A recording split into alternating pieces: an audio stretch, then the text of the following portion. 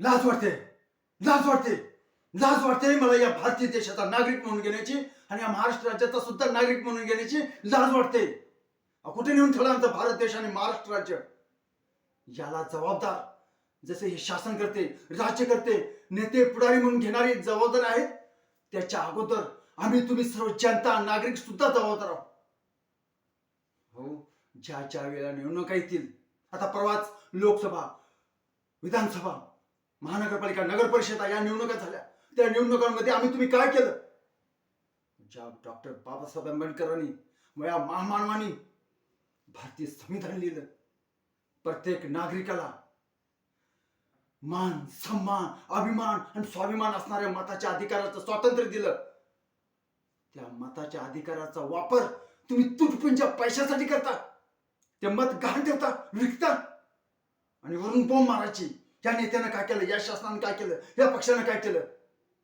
ज्या वेळेला निवडणुका येतील, मतदान येईल, त्यावेळी जर तुम्ही सजग राहून योग्य उमेदवार निवडून दिला असता तर अशी म्हणण्याची वेळ आली नसती. अहो, महात्मा गांधीजींनी खेड्याकडे चला असं उगाच नाही म्हटलं होतं. आणि आता आपल्या या ग्रामीण भागात, या भारतीय देशाचा कणा असणारे आपली ग्रामीण भाग, खेडी या भागातील जिल्हा परिषद आणि पंचायत समितीच्या निवडणुका घातलेल्या आहेत.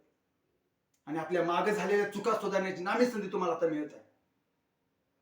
आणि म्हणून आता तरी निदान लक्ष ठेवून, दक्ष राहून, सद्विवेक बुद्धीचा वापर करून आपल्या ज्या ज्या पक्षाची ध्येय धोरणे चांगली आहेत त्याच पक्षाच्या उमेदवारांना आपलं बहुमोल मत देऊन निवडून देऊया आणि आपल्या गावातील, भागातील विकास करण्याबरोबर आपल्या देशाचा विकास करण्याची संधी आपण प्रयत्न करूया.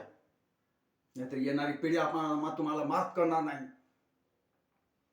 आणि जर तुम्ही अशा पद्धतीने ज्या वेळेला निवडणुका येतील अशा विचारानं सजग राहून, दक्ष राहून जर योग्य उमेदवार निवडून दिलात तर आपल्या भारत देशाची लोकशाही टिकून राहील आणि प्रगतीवर आपला भारत देश जाईल. आणि त्यावेळी मला अभिमानानं म्हणावं वाटेल, होय मी या भारत देशात राहतोय, महाराष्ट्र राज्यात राहतोय. धन्यवाद.